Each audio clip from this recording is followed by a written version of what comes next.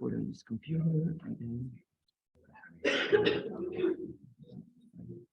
think you can start. Okay, welcome everyone.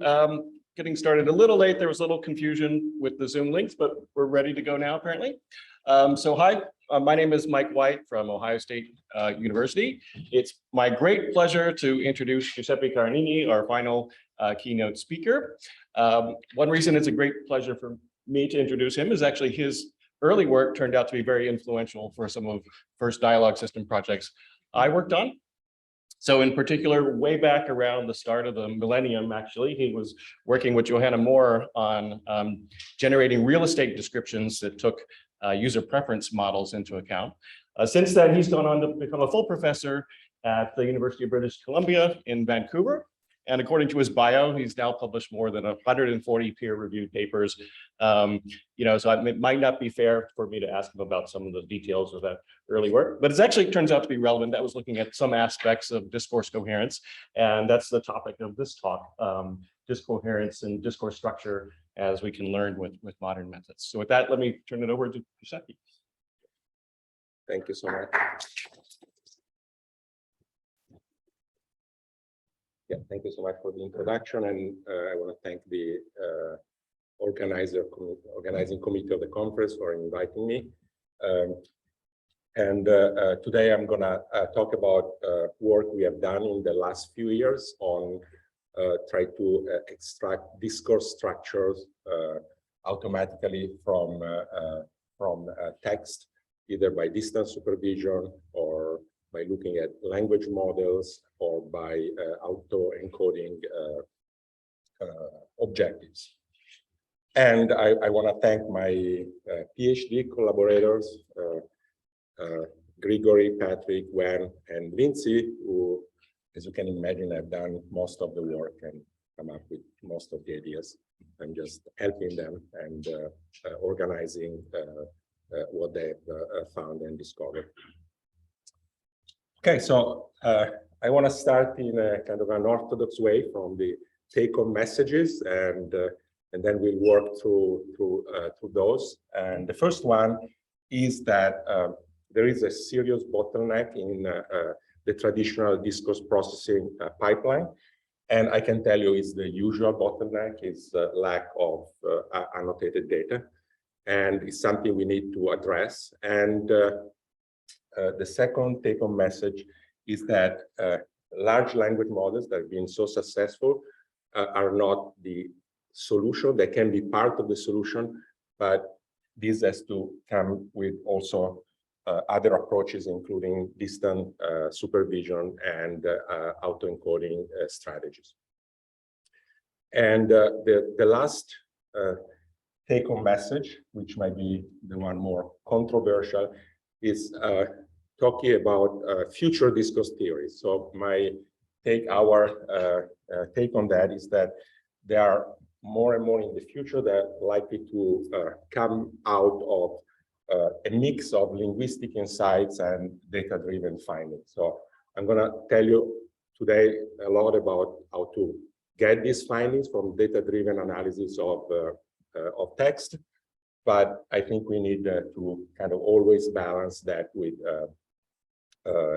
insights coming from linguistics. Okay, so I want to start going through the traditional discourse pipeline.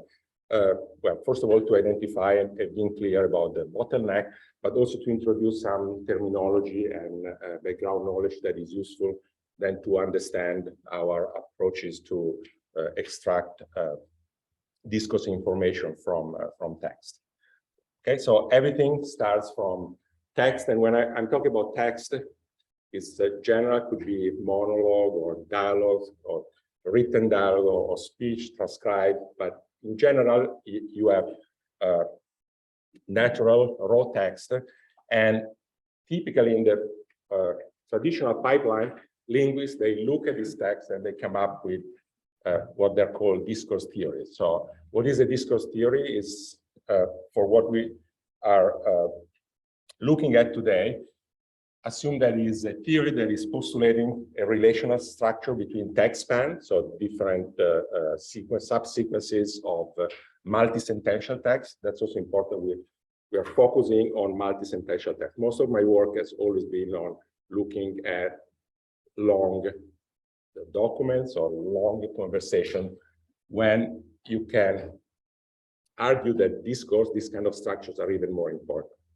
And the two theories that have been dominating the field, rhetorical structure theory, RST, and PDTB, they have slight differences. One is focusing more on global structure, and all the work I'm going to talk about today has been applied to RST, more, I would say, for historical reasons, and also another important reason is this focus on long documents and global structure.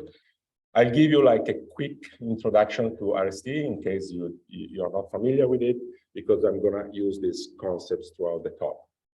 So as I said, it's postulating a hierarchical complete structure on a text, and you have the text is segmented in EDUs. These are clause-like segments, and EDUs are connected, adjacent EDUs are connected in a tree structure, and the connections are labeled with rhetorical relations in green.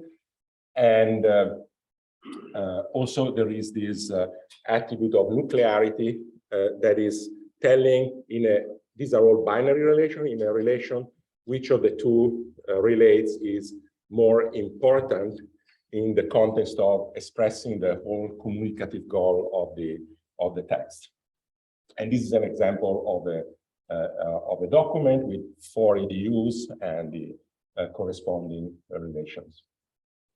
And as I said, the work I'm going to talk about today has been done in the context of RST, but I invite you to think about these approaches as theory independent. So maybe if you are working more on dialogues and you care more about dialogue flow and discourse parsing in the context of dialogue, you might apply some of these ideas to your work.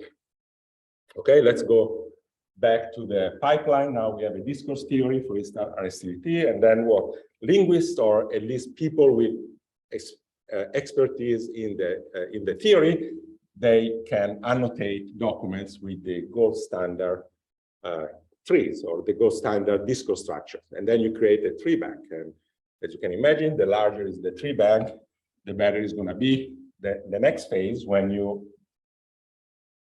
want to build a discourse parser. And the common approach to building a discourse parser is like supervised machine learning. So you have a tree bank and you try to create a discourse parser by training a model on your tree bank.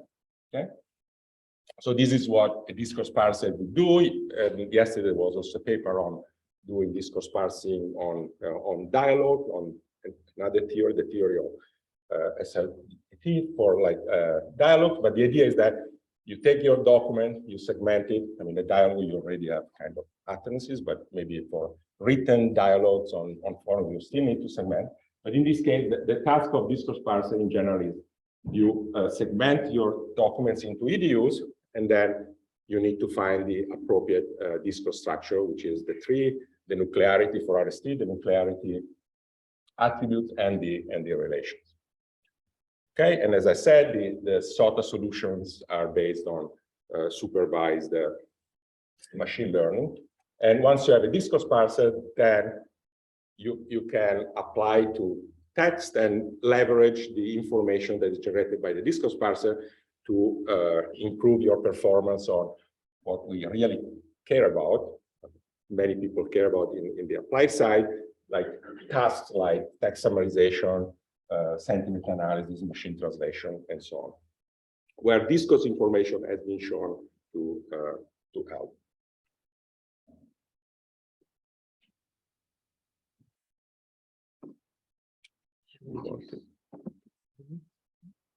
Well, no, enable, but it's gonna. That's okay. Maybe if you can. Could you please continue? Oh, okay. Oh no, yeah, that's okay. Okay, it's not bad. As long as it doesn't cover the bottom side. Okay, so now let's get to the bottleneck is the fact that these human annotated discourse tree banks are, you can imagine, are very small because it's very time consuming to go through, especially long documents, and decide what is the right structure. It's even difficult for humans, and they also lack diversity in the sense that you either have a tree bank on the news domain, a tree bank on instructions, or a tree bank on any other domain. Okay, so hopefully you solved the problem.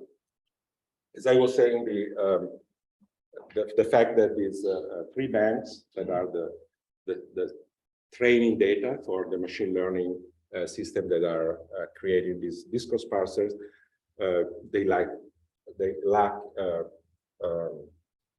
diversity. They're very small, so this is leading to overfitting, poor performance when you go from one domain to another, and also newer solutions because of the like small amount of data.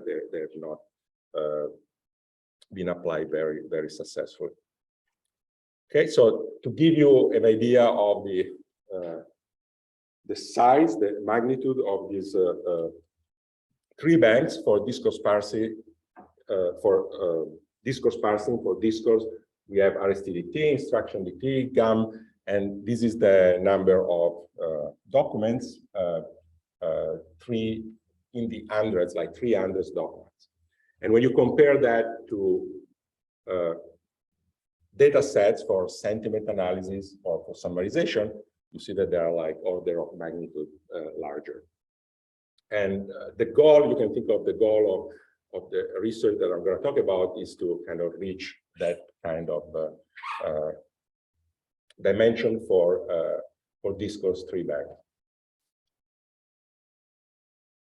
You might think that, okay, why do I need to go through this traditional pipeline when now we have a large language model that can kind of bypass the whole process and going directly from text, from raw text to real world text.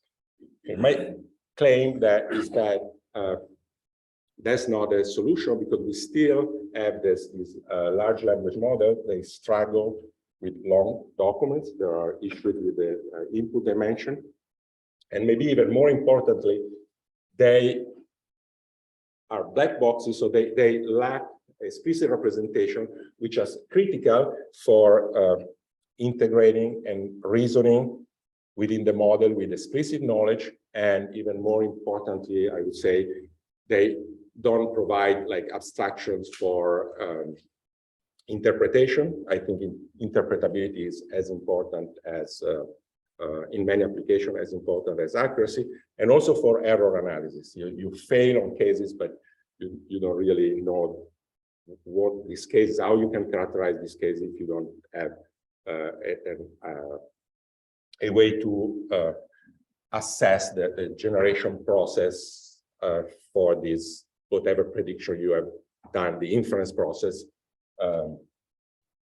So it's critical to have these structures available as much as possible for this reason.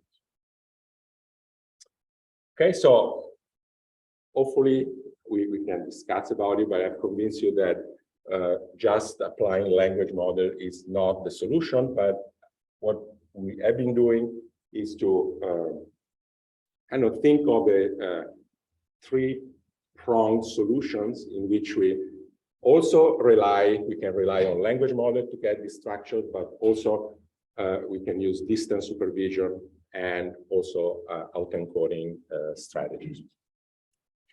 Okay, so the goal should be clear by now is to be able to automatically generate unlimited amount of discourse structure, so create huge tree banks. And the three approaches I'm going to kind of present today are one by distance supervision. And by distance supervision means that the input is raw text with some natural annotation. Or like think about, for instance, sentiment, if you have customer reviews with the rating in terms of stars. Or summaries, you have a scientific article, you have the article, and you have the summary. So these are annotations that you get like naturally from people. And the other approach is to actually rely on pre-trained language model and even fine-tuned language model to extract, to see whether you can extract these structures from their inner representations. And this is using either raw text, just in the pre-training, if you're looking at a pre-trained language model, or also using annotated data if you're looking at a fine-tune. So for instance, if you have a fine-tuned language model, fine-tuned on sentiment, it means that you have been relying on a data set of text annotated with sentiment. And the final approach is truly unsupervised and is relying on this idea of an autoencoder objective. And if you're not familiar with it, autoencoding means that you want to create a model that is given the text as input and is able to recreate exactly the same text. So you challenge the model to compress the representation and then to recreate the input text. So you can apply it to any document, any text. And obviously the final goal is to then leverage these huge tree banks to create better discourse parsers and better text planners to improve natural language understanding, natural language generation in many applications. Let me just see.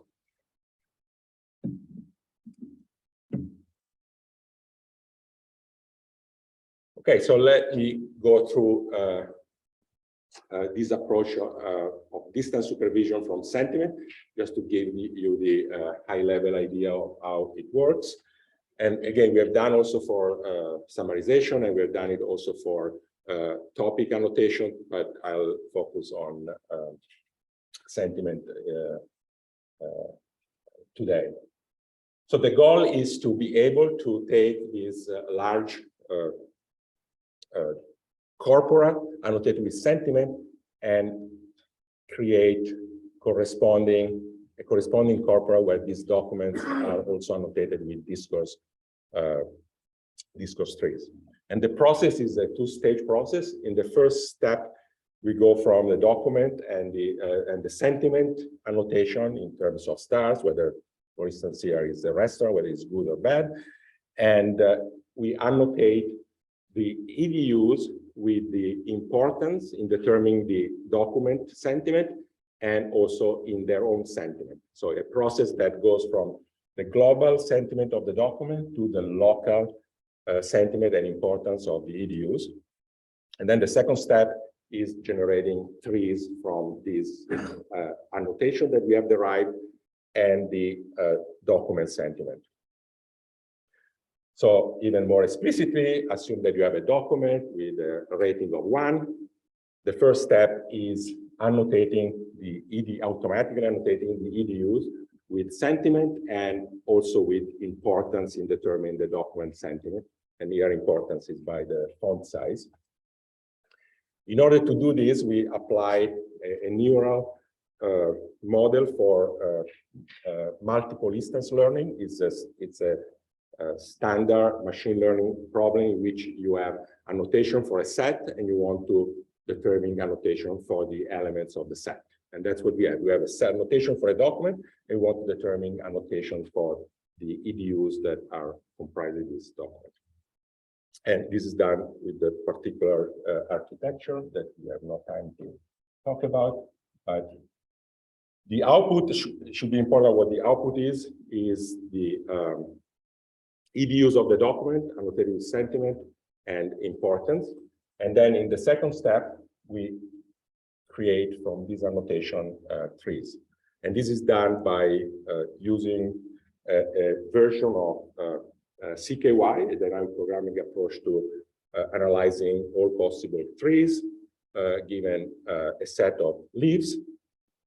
And what we do in practice, you are considering all the possible binary trees that are covering your EDUs. And then you find the one that is, when you combine the sentiment of the EDUs according to the structure of that trees, you get closer to the actual document sentiment that you have as gold standard label. So in this case, we might find that out of all these trees, this one is the one that is combining the EDU's sentiment and their importance in the way that is closest to the sentiment of the whole document.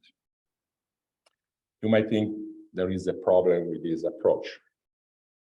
If you know a little bit of algorithms like binary trees, there are lots of binary trees. Okay, so we needed to, in order to deal with long documents, which is what we care about, we need to come up with a simplifying strategy and not non-optimal strategy. Okay, this is just to summarize the whole process, going from the text to the annotation of the EDU's importance and the trees. And the simplification is by using bin search, so you don't consider all the trees. So, this process, you can imagine it as consider all the trees covering 2 EDUs, then 3 EDUs, then 4 EDUs, and then all the text spans and so on and so forth. You don't want to keep all of them, you only keep a subset of the possible ones, and you keep combining them in a bin search solution, because otherwise you get these problems with the storage requirements that they just you run out of memory. So what we do is apply with this bin search solution that is only considering a subset, and you have storage requirements that are quite sustainable. Okay, and I wanted to show that with this solution you can create automatically discourse trees for very long documents. In this case, 85 EDUs, and this is for like 107 EDUs. And you see that it's not only that you have a sentiment annotation for the EDUs, you have sentiment annotation for all the subtrees up to the top, which is the sentiment annotation for the whole document.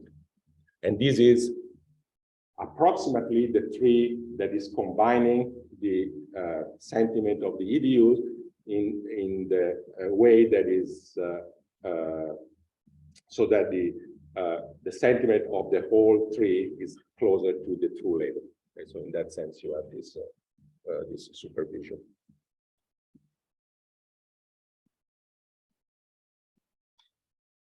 Okay, so the final result is that we can go from the Yelp data set with 300,000 documents, reviews annotated with sentiment to a tree bank with 300 trees. Okay. If you want to check whether these trees are good or not, you can run experiments, and I'm not going to show you many experiments today, but this is just to give an idea of how you can check if these tree banks that you have extracted are any good. You can run inter-domain experiments when you train in one domain and you check on another domain, like tree bank in one domain and you check on the tree bank in another domain. So this is an example in which you train on news and you check on instruction, or you can you train on instruction and you check on news. And these are the performances for the structure. And when we were using our MegaDT, which is like the domain is reduced, we got better results in this inter-domain evaluation. So these are you can claim that there are trees that are in the domain transfer, in what is called one-shot learning, inter-domain evaluation. They are better than human labeled trees when you transfer to a different domain. And the results are also good for the clarity. Okay, so this concludes the part on learning from distance supervision. We have done this for sentiment initially, and also we have done it for summary, which means that we learn the structure of a document by leveraging the label which is the summary, and also we have done it for topic segments. And what is actually quite promising is that these three banks that seem to capture complementary information depending on the label type that you have exploited in creating the tree for the document. So for instance, for summarization, they seem to get very well nuclearity, which is not surprising because summaries are about identifying what is important in the document, and nuclearity, remember, is about what is the most important element in the binary connection between two subtrees in the discourse structure. So these kind of match the expectation. And a topic, when you do from topic segmentation, they get very well the high-level structure of the trees, which is also what you would expect because topics, they tend to cover like large chunks of text. Okay, so now I want to focus on the part of the second claim that is saying that language model can be part of the solution. So the idea is like, how can we assess whether language models, they are actually capturing some discourse information and what kind of information they are capturing. So this is in the diagram where we are, and we are going to look both at pre-trained language model and fine-tuned language model. So you might think there is a contradiction. I just said that language models are not a good way to kind of have explicit representation, but we have been inspired by work in syntax and semantic, what is called Bertology. It like extracting syntactic information and semantic information from language model, and so we have tried to do something similar for discourse. And when you look at this pre-trained or fine-tuned language model, the key architecture is transformer. So you look inside the transformer, and what people have been looking at are the attention matrices, where you have the influence of meanings between tokens, let's say, for simplifying words, how each word depends, meaning of each word depends on the meaning of the other words. But in discourse, we don't really care about words. I mean, we care about words, but we want to build structure based on EDUs. So you have this step of aggregation. When you do also this aggregation, there is a technical complication that I'm going to kind of go quickly through. The problem is that, again, we care about long documents, and these transformers, they have an input size limitation. So if you want to create a matrix, an attention matrix on all the EDUs of a document that is much longer than the input size for your particular language model, we have been playing with BERT and BART, you need to cover these long documents with a strategy that allows you to do that. And we have been developing and implementing a sliding window strategy. So you apply the model to a window that is like moving on your document, and you get lots and lots of matrices that then they need to be integrated, but you don't want double counts interaction. So you also need a matrix of counts, and then you normalize these matrices. And at the end, you can do this aggregation that I was talking about. You have attention matrices between words, but EDUs are a set of words, and you can combine them in interaction between EDUs.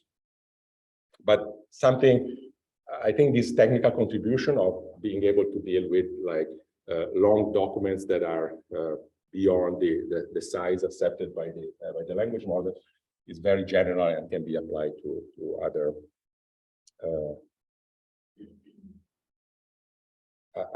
scenarios. Okay, so once we have these matrices that now they are at the EDU level, They can be seen as fully connected graph, and then you can extract either dependency trees or constituency trees by like standard algorithm that extract trees from graphs. And notice that we create a matrix like this for each head. So there are lots and lots of these matrices, and each of them has the potential of capturing discourse information.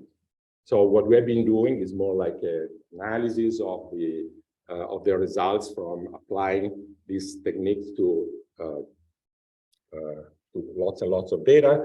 So remember that a bird has like 144 matrices and almost 200 matrices, attention matrices for bird, depending on the layer and the head. And so we have done this, which has been done in Bertology also for syntax and semantics, to analyze how much discourse information is captured by each head. And the way of doing that, you just apply these attention matrices to gold standard trees, and you see how much they overlap. So for instance, this is a visualization of an analysis. You have a heat map, and each small square is a head in the model. So you have the layers and the different heads, and you can, by coloring, visualize the overlap. In this case, white is no overlap, and dark purple is a lot of overlap. And so we did this for dependency trees, for constituency trees, and then you can see that, for instance, constituency information tend to appear in a higher layer, and discourse is clearly captured by a subset of the heads. Okay, and you can perform different analysis. This was done on the only pre-trained language model. We also analyze whether there are differences when we fine-tune on different tasks. So these are different tasks on like sentiment, and this is inference. This I think is summarization, but might be question answer, I cannot remember.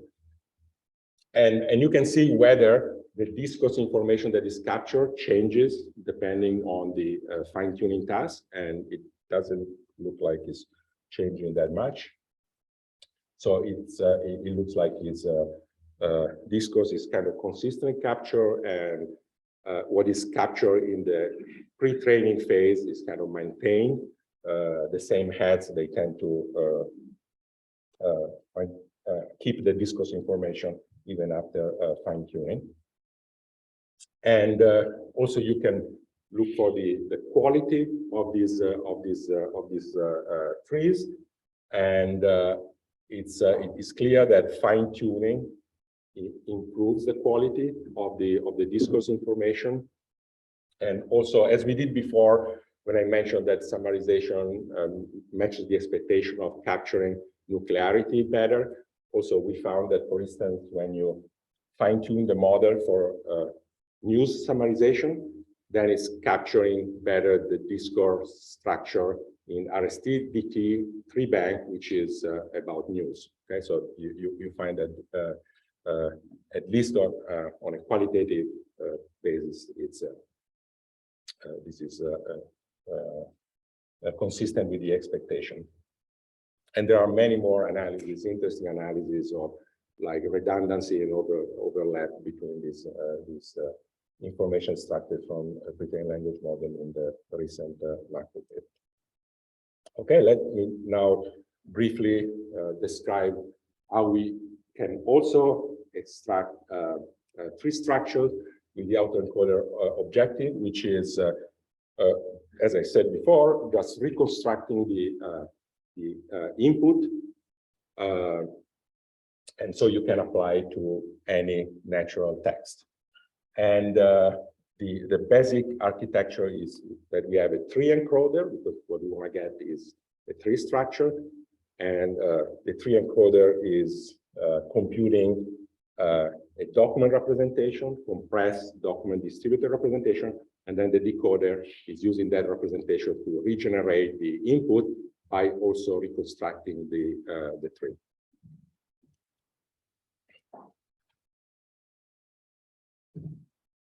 And in the learning, this is a big neural system, and the learning is optimizing both the tree structure that is created and the distributed representation, in the sense that you want to generate the distributed representation that allows you to recreate the tree and the output. So quickly going through the one initial layer of the tree encoder, you encode the EDUs, and you can use any fancy encoder that you want, and then you combine each adjacent EDU. So you're kind of creating the building blocks for the tree, all the possible binary trees, and then you have a phase in which a pointer network is selecting which one should be the first merge, which two EDUs should be merged first, and then you need to make a discrete choice, but there is a way to do that in the neural architecture. And then once the discrete choice is selected, the two EDUs are merged, in this case, EDU1 and EDU2. And then you just have another layer that is taking whatever you have created and making a new decision of merging. And in this way, you keep going and you create a binary tree. Okay, and then the decoding is just taking this hidden representation and then recursively splitting this representation into representation for left and right child node. And then if you zoom forward, you recreate the sequence of EDUs, and the error is just how similar the EDUs that you have generated are to the original input. So you get an error that can be backpropagated. Okay, if we think about the positive aspects of this approach, is like completely unsupervised, and also is the trees are supposed to be very general, just a reconstruction objective. So you can think that, okay, if you do distant supervision, well, you're creating trees that are good for sentiment, or you're creating trees that are good for summarization. For language models, well, if it's still something that maybe you feel is more indirect, but this is directly creating trees. And also, what I described to you was an old architecture. We are working on new ones, and many technical improvements they seem possible, especially working on better encoders and decoders.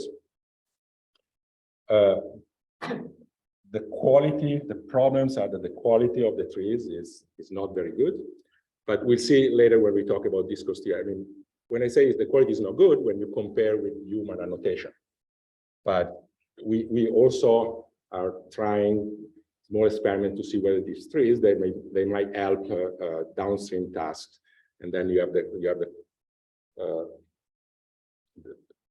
kind of the command, the complete of saying, okay, is this is a good structure because it's it's helping a lot the downstream task, or is it good because it's reflecting the discourse theory that we have? Okay. So this is actually leading to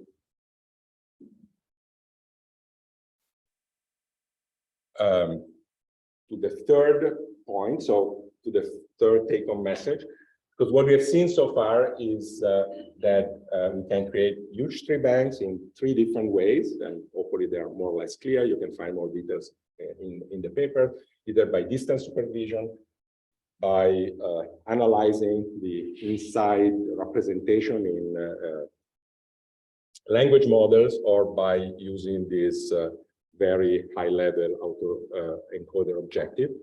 But so far, we have been always trying to create structures that are kind of compliant with existing theories. Okay, so we have aimed for instance, because we have been following RST. I told you that these methods, they are not like focus on RST, but we have been doing it like looking for trees, for binary trees, for tree-value nuclearity attribute, because that's what RST was prescribing. But what if the data, if we were using these methods in a less theory-focused way, what if this data was telling like a different story, or maybe a better story, per se, in the sense of generating structures that are more effective in downstream tasks? Okay, so this brings to the third take-home message about this future theory. So we kind of have a stance that is a balanced approach. We think that we should still take the linguistic insights that are behind the existing theories into account, but also combine them with data-driven findings. So in this space, I can give you just a few themes, a few threads of research that we think are worth exploring for the community in general, for discourse, monologue, and dialogue. So one theme is trying to develop theories that are more continuous, in the sense that, for instance, in RST, you have these three value nuclearities. Either one element is more important or is less important, or they're equally important. But the data-driven analysis gives us, for instance, weights that are continuous. And so should we include those in the theories and start playing and trying to understand more carefully what these weights are? And we have started doing something similar in an ACL paper last year. But for instance, another aspect where you might think about making theories more continuous, it's about relations. So I haven't talked about relations at all, right? So that's kind of future work, current work. I talk about getting these trees and the nuclearity. But for relations, RST and other theories, they said, okay, there is a relation between two text spans, and it's one. But the data might tell you that there might be multiple relations, maybe weighted. I say probability distribution, but it could be just weights. That might be a component of a future discourse theory. So the other thing is more structural flexibility.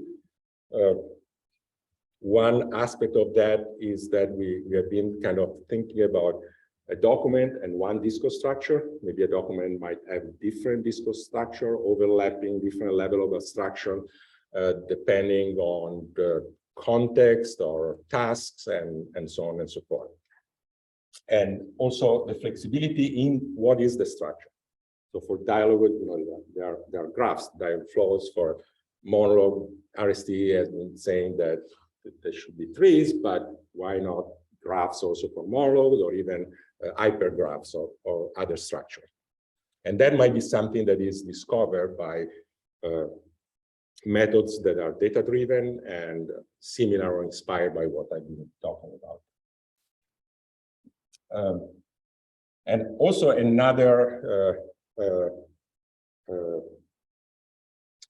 aspect of more structural flexibility, which is now kind of becoming dominating in knowledge representation, especially in representing common sense, is the idea that these representations are actually mixing formal predicates and natural language. And this, I think, is a very powerful idea also for relations. A relation is just a label for a set of possible, you can think maybe cue phrases or sentences that you can place between two text fragments. Sorry, not sentences, like phrases that you can put between two text fragments. And so I can see how this discourse structure might become more flexible in the sense of combining labels, like formally defined labels, and natural language itself. So think about like a document where you add a structure that is also involving language to explain what the document is about. And the other part of this idea of combining insight from linguistic and data-driven finding to develop new theories is also trying to come up with a more unified set of relations, because now different theories, they postulate different relations, and maybe these, what I mentioned before, also combining language and formally specified labels might help to come up with something more unified. And it might be, again, related to having multiple structures. Maybe unifying doesn't mean that you need to come up with now a new set that is, I don't know, the intersection of the union, but it might be more flexibly used in creating multiple structure for the same documents, for instance. And something that I haven't talked at all, I'd say discourse theories is just relations between text spans, but discourse theories also involve reference, co-reference, and that's something that also might benefit from a more flexible view that is combining insights from linguistics with data-driven findings.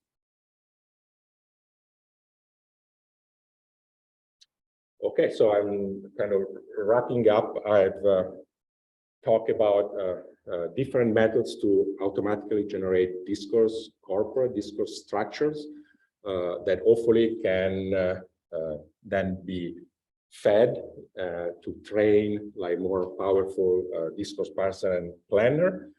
And I mean, we have promising results that these trees that we get from distance supervision and extract them from like language models or through the autoencoding input reconstruction objective. They have a reasonably good quality, but obviously much more work is needed to improve that.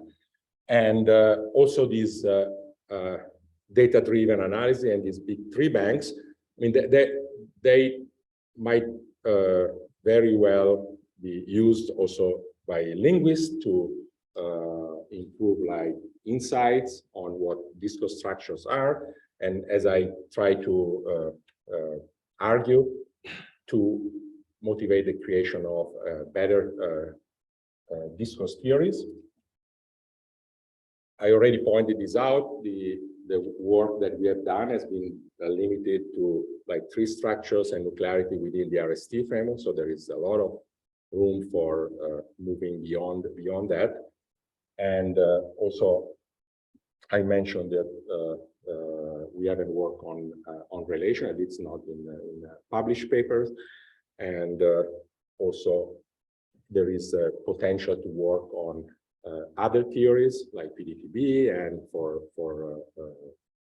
dialogue as DRT. I mentioned the work on improving the autoencoder strategy, the one that is considered more like pure and task-agnostic. And also, obviously, pre-trained language models, they keep improving, and for instance, also dealing with the length inputs. So there is lots and lots of work, recent work on dealing with longer inputs. So it would be very interesting to see what kind of discourse structure you get from pre-trained language models or fine-tuned language models that have inside strategies for dealing with long documents instead of doing what we have been doing, which is this sliding window. Okay, so that's it. Thank you.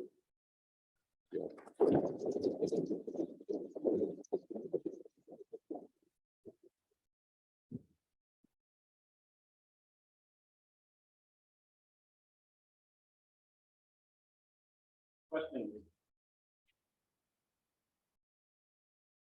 I can start off with one.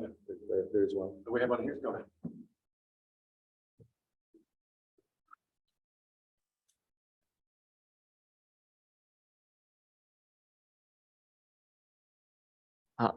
Hello, thank you for a wonderful talk. I'm Yuya Asano from University of Pittsburgh. I have a question about the autoencoder approach. Can you clarify where the inputted autoencoder, which is edu, come from, and could that be also bottlenecked? So where the input, so you have a document. So you have a raw document, right? You have a real But document, the it's segmented into EDUs, which Exactly. is a process that is very accurate, like 90+%. And then you encode each EDU. So that the question is, So I was wondering where you get EDUs from the document. the document. Yeah, So yeah, these are the text span that. Is it accurate enough to do the other task? Is it? So, I mean, I was wondering the method, how to get EDUs from the raw document. Yeah, you can use your favorite encoder, Okay. contextualized encoder. But yeah, I thought your question was about the challenge. I mean, these are complex representations, and to recreate them is not easy. So you need a lot of training. Yeah. Thank you.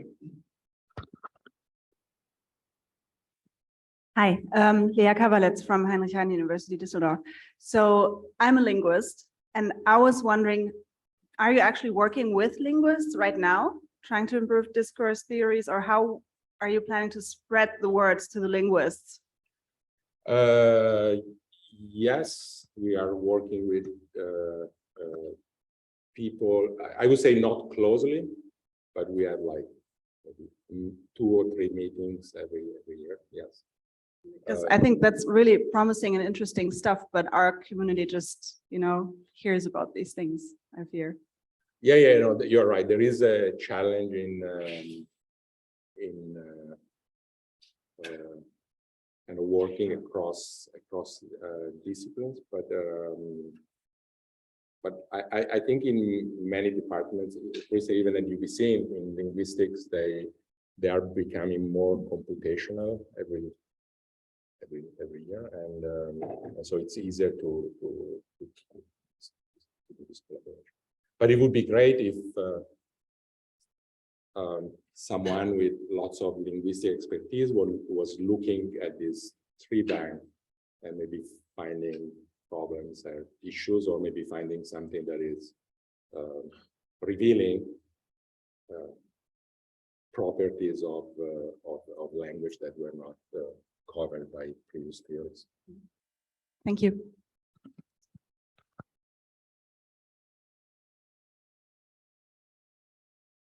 Question over here.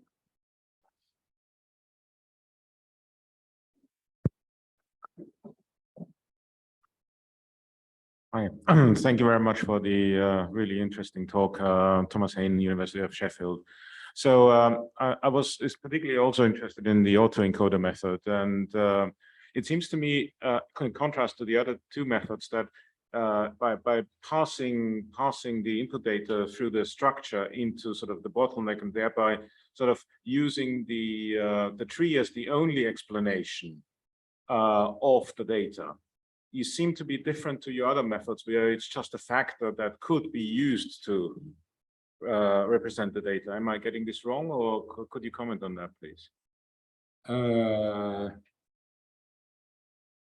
Because you're so I agree with that, and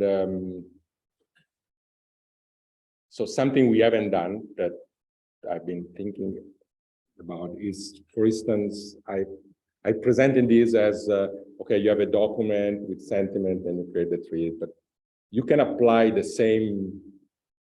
3 methods to the same document and then compare the trees that you get. Mm-hmm. That would be very interesting. We haven't done it, but that's a good idea. And that might reveal maybe big differences or small differences that are due to the fact that to understand what is the difference between a tree that is kind of pure, is just used for reconstruction, with a tree that is instead driven by generating a certain sentiment. And that's actually, it's connected with this idea of theories that allow multiple trees for the same document, and understanding the difference might be very, very insightful. So yeah, I agree. It's very different, and that's why I think it's kind of exciting to now. I mean, definitely, I want to make sure that the autoencoder method doesn't work. I mean, it's just the quality of the tree is pretty bad. But you never know when it's scaled up. I mean, we tried the best with the resources that we had, but you can actually train it with like billions of documents. We haven't done that. Although Patrick, when he was interning at Facebook, I think we had access to lots of, and so he did some large scale experiments. Still, this is something you can keep running and running and running. And, we don't even have data on the kind of convergence of what these trees are changing. The more I mean, it's all open empirical work. Yeah, it would be interesting to talk offline, because there probably are some ideas. Oh, okay, great.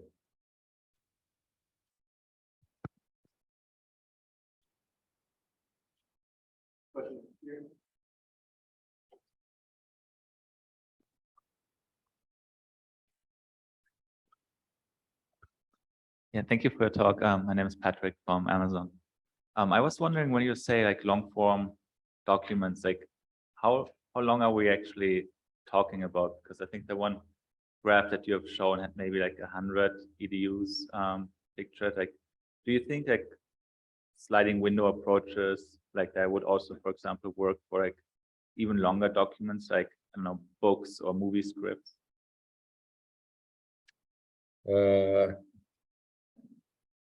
I mean, I can tell you just my intuition. We haven't done it, so if I had to do it, I would create more layers in the sliding window. So this is kind of token based, and but maybe once you have the EDUs, you might create another sliding window for the EDUs to get better representations for larger chunks if you were working on, or maybe injecting some, which is the kind of similar thing done in a different way, like a higher level segmentation. So instead of EDUs, you might work with sentences, or you might work with paragraphs even. So in your work, is it more like essay length, or? Oh, the one that we, for the downstream tasks you're talking.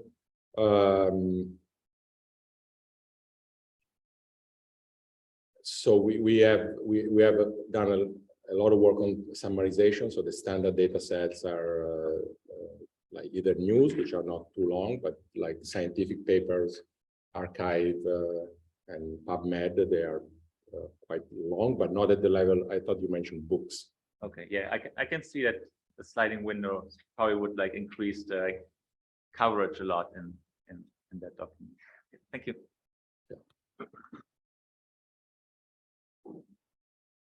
Maybe I could ask one final question.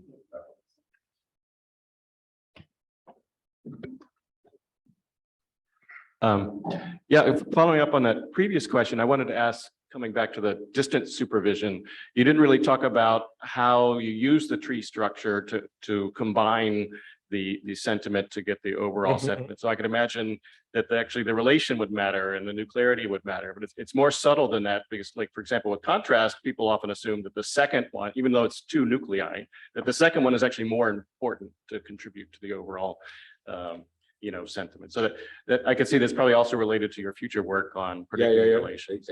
Exactly. So what we have done is a very simple-minded combination by average, or because we have weights on the subtrees. And you can combine the sentence by just using the attention and the sentiment of the two subtrees. But if we were doing like a more sophisticated inference involving relations, which to me, sentiment is the perfect domain or perfect task to start tackling the relation automatic annotation. It would be definitely, we would definitely see the interaction that you were mentioning between how you combine the sentiment of text spans to kind of predict the sentiment of the root node. So it's something very related to going beyond tree structure and clarity to include also relation, and definitely is the sentiment is the task to do that first. Wonderful. Well, why don't we thank our speaker again? And I think it's time for the topic.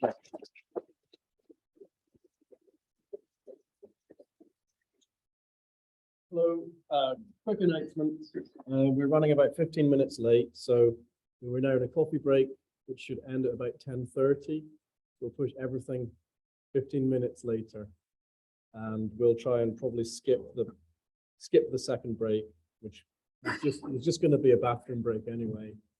So we'll just try and push through. We have six presentations before lunch. Okay, so please get your coffee. Thank you. 10:30.